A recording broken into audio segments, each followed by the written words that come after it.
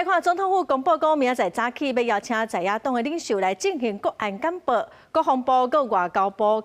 陆委会、国安局会来进行2点钟的报告，佮会有1点钟来做讨论哦。总统府强调讲，因为内容有高度的机密，所以会议是无要公开，参加的人嘛拢爱签保密协议。也毋过上新的消息是，民众党下晡开记者会宣布讲，主席黄国昌无要参加，即嘛国民党是还未决定。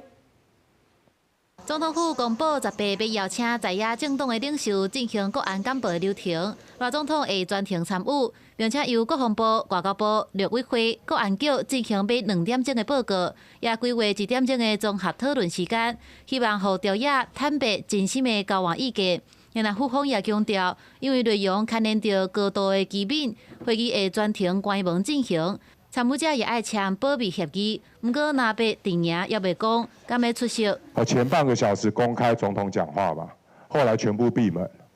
然后到昨天下午媒体又报道说改成全程闭门，所以一直变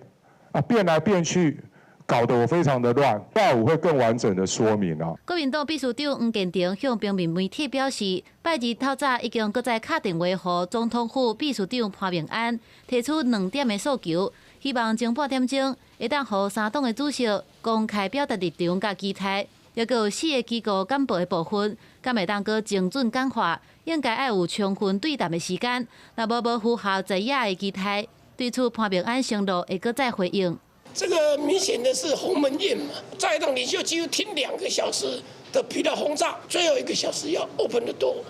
才像个民主国家了。行程的安排、发言的时间，我想必须先确认一点：既然是一个国家这么的高度的谈话，当然有它的机敏性，因此它不是一个公开的对外宣示。或许各政党可以在会后再自行办理记者会。朝野沟通敢会当对国安简报起步，总统邀请在野领袖入府，各界关注，敢阁会有变数。公视新闻采访报道。